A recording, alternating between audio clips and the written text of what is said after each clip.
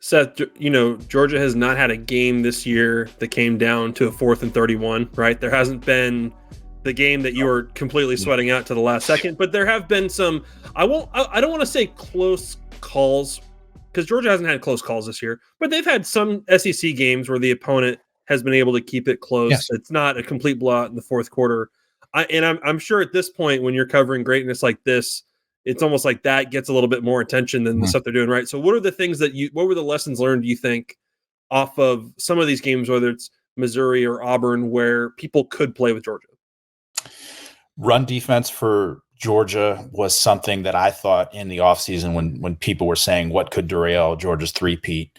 Run defense was one of the issues because they've had all these great defensive linemen, and ultimately, does that catch up to them at some point? They didn't have Jalen Carter this year, and they've still got some veteran, solid defensive linemen and some guys that have some big upside potential who are young, but there isn't Jalen Carter there. There isn't Jordan Davis, Devontae Wyatt, Trayvon Walker. And in the back, on the inside and outside linebackers in run stopping, Jamon Dumas-Johnson, their inside linebacker captain, has been out for 3 games with an arm injury. I think he's out this week. They haven't been as great on the edges defending. They are, however, very, very good in the secondary. Like the second cornerback spot, a little weaker, but Kamari Lassiter, main cornerback's a lockdown cornerback. Their safeties are very good. Their nickelback, Tyke Smith's been really good. So if you throw on Georgia, it's more that you've thrown the ball a lot and you just have, 1 out of 5. It finally works out. But you can run on this defense. The question is, can you do it consistently enough? And this kind of gets back to Georgia's offense being so good that teams ultimately can't run to catch up to Georgia. So that's why they continue to play complementary football, which is what they did last year. But this year it's more tilting towards the offense is complementing the defense by running, getting leads later in games, but not early on. Georgia has trailed 7-0. I think it's 6 straight games now. The opponent scored on its first possession in 5 straight games. And then after Georgia Tech actually went 3 and out in the 6th game, Georgia fumbled it on the first play and Georgia Tech scored to make it 7-0. So Georgia's been down a lot this year, but not down for long. Like the Auburn game was the one that went the longest with Georgia in danger. That was like into the 4th quarter. Mm-hmm. That's the closest it's felt that you were like, Georgia in trouble here. And really not since then has there been that. Well, Missouri's the best team Georgia's played. That ended up being 30-21, but that was Georgia had pulled ahead and it was a matter of, will they be able to just ice this game? Said that this, you alluded to it, but this offense has been firing on all cylinders this year. I think we were all very curious to see what does it look like when Todd Monken goes off to the Baltimore Ravens and Mike Bobo comes in from the support staff to take it over, right? And they're averaging more points per game, as you said. It's a pass first offense. Are you surprised at all by the shape that this offense has taken, how well it's come along, and what do you make of a lot of this obviously hinged on the play of and the development of Carson Beck? I don't know if I'd say surprised. I'd say that you could have seen it happening. I don't know if I would have predicted it. It was just hard to predict how this offense would do. It wasn't even I was not too worried about the offensive coordinator change because I was here during Bobo's first round at Georgia, and you kind of knew that if he had players and if he had never, when he was here, coordinated when he had a defense as good as it was expected to be, and ironically, the defense has not been as good as people expected it to be. Mm-hmm. It was, and you knew that Bobo was just going to kind of continue a lot of Monken's concepts, but if anything looked different, it would just be catering to the personnel, which got to the personnel. You would not have a dual threat quarterback. You would have more of a pocket quarterback in Carson Beck, who has ended up actually being a decent runner. Like he times his runs very well, and when he runs, he tends to do pretty well. They still had Brock Bowers, but they didn't have Darnell Washington, which was a big change because he was your sixth offensive lineman, really good blocker, but he was also a dude that could go out and catch passes. The offense was going to look different this year, mainly for that. But you also looked at just the personnel in general, and even though they lost Adonai Mitchell to Texas, they brought in Ra Thomas from Mississippi State, Dominic Lovett from Missouri.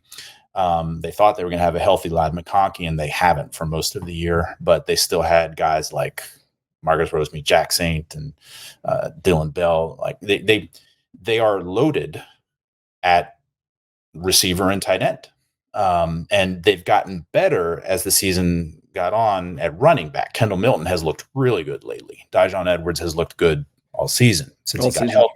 Definitely. Yeah. So Bowers sat out the Georgia Tech game, but I think that was really sitting out. I think he would have played if that was the SEC championship. Ladd McConkey and Ra Thomas, more 50-50 for Saturday, I would say.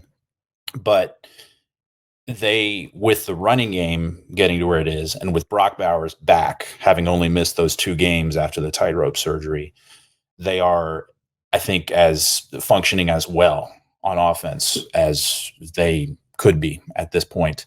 And it would help a lot to get McConkey and even Thomas back this week. But they've, to get it back to Bobo and Beck, I think early on, actually, the first couple games, there were some people in some quarters complaining about Bobo and I get Brock Vandegrift in there. Beck's not the guy, but it was his first start and then his second start, and he's gotten better as the season went on. Beck said yesterday that the game that really kind of made him feel comfortable was the South Carolina game.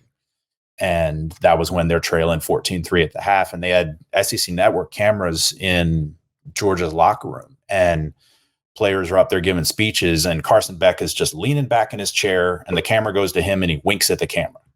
They're losing 14-3. They're getting booed going into the half, and Beck is not playing well, and he just winks at the camera. And that to me was just kind of a moment of, this guy's got whatever you want to call it, swagger, unearned confidence, or he's just not going to be bothered by stuff. And they've been really good on offense all year. Well, Seth, we spent a lot of time talking about Georgia's offense, which I feel like is a departure of what we've done the last 2 years with this team.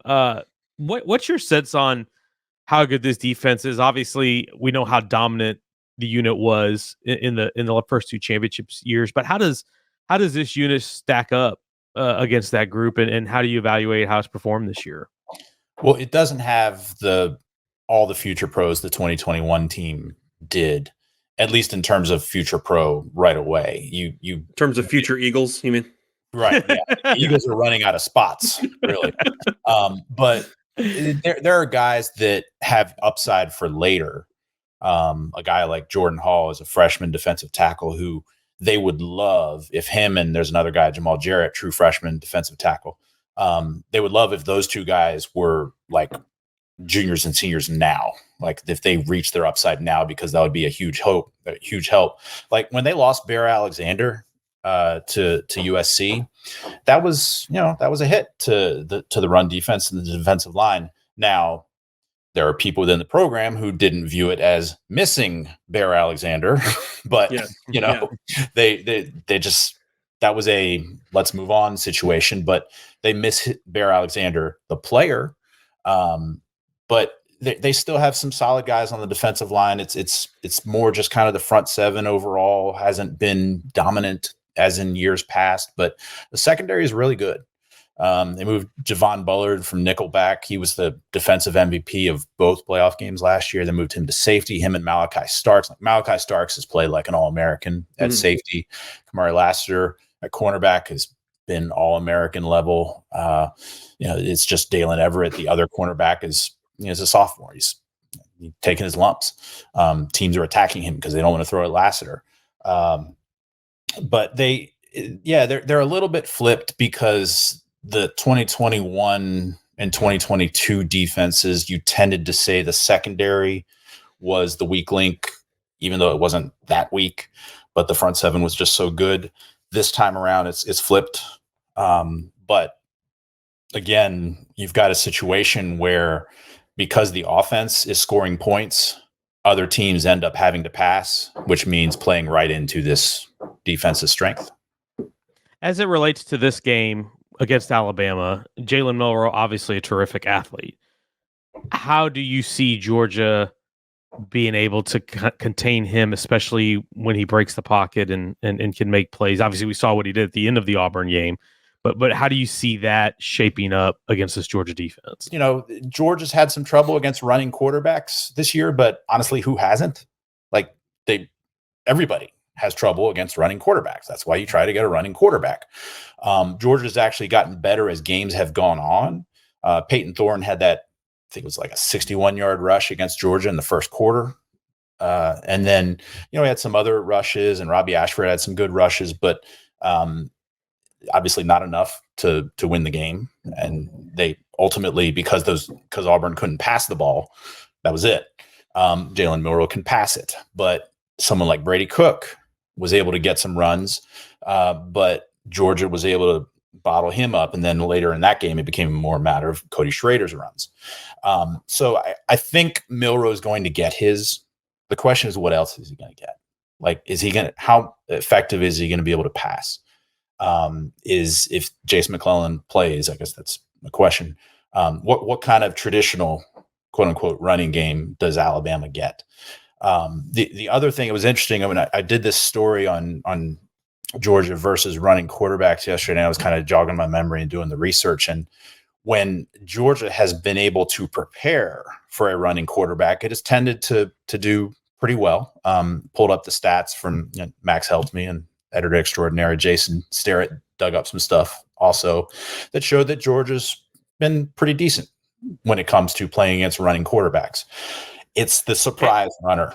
And they've known for a couple of weeks they're playing Alabama, right? Yes. They've had a couple of weeks on this one. So they know their strategy. Yeah. They know that they're either going to do a spy on this. This is what their personnel is going to look like here on first down. This is what their personnel is going to look like on third and long, and so on. It's been the surprise running quarterback that's hurt them the most.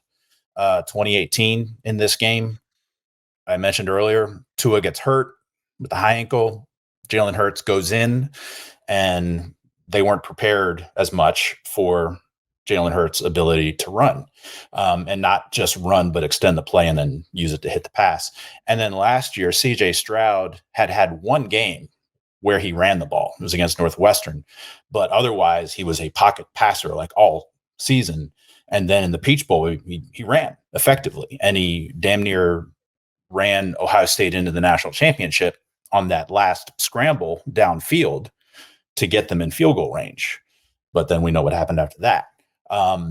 When Georgia's had a chance to prepare, they tend to mitigate it. It's going to be a matter of what else is Alabama able to do to kind of pull away Georgia's resources from being able to focus on Milroe. I'm a Nate Silver percentages guy. Don't ask me to make give me percentages. And I'm glad you said that. Yeah, 65% chance Georgia wins the game is mine. I was going to ask you that exact question because I was looking at the ESPN app and they had it like 52-48 Georgia, and I was just curious when we talk about these scenarios, what percentage you think Alabama has of winning this? Yeah, I mean, I don't know. You want to give me scenarios of like what happens, like whether the turnover margin does this or that, but I'm settling at 65%, which when you say 52% via ESPN, I'm like, all right, am I a little too high on Georgia there? But no, that's where I am. It's like 65% chance that they win the game. So no prediction. We're not going to get a score prediction or a winner prediction, but we'll get a forecast, a meteorologist. Well, you could read also my column, which ran Sunday night, which could be easily freezing cold take pretty quickly, but it was two-part. It was, if Georgia beats Alabama, they are going to win the national championship because they are better than they will beat everybody in that potentially, like I would rank it. That's the confirmation you want to see in terms of where this team's at. Yeah, Oregon's the most dangerous to Georgia in my mind, which may be SEC bias because Dan Lanning is there and Bo Nix is there. Texas is the second most dangerous, and then Michigan. And people might say, "Whoa!" I'm like, "Well, I've seen this movie before, with Georgia and Michigan." I know I saw that movie. You also saw a Oregon. Georgia-Oregon movie last year, and that was Yes, that was but a slaughter. That was right. That was a horror movie. Which maybe again SEC bias linking in. Like I saw that more recently, but that's more. I mean, you should read the column. I don't want to overuse my time here, but No, it's okay. That's more that Athletic.com. Michigan is built like Georgia. It's one of the few power teams out there that tries to build physical along the trenches, run a little bit more, is all that, but they don't have as much talent as Georgia. And they're getting there, but they don't have as much. But bottom line, you don't beat Georgia by trying to play the same as Georgia. You beat Georgia by being Ohio State, which is or Missouri, close to the same amount of talent, but an offense that can get you, that can do something on that. And Alabama, the last few years has been that. And so, yeah, my prediction has been that if Georgia beats Alabama, it's very likely going to win the national championship. But if Georgia loses to Alabama, they're out. Because maybe Florida State and Texas both lose, but we've been waiting for chaos for weeks and it hasn't happened. And I'm not waiting for it anymore.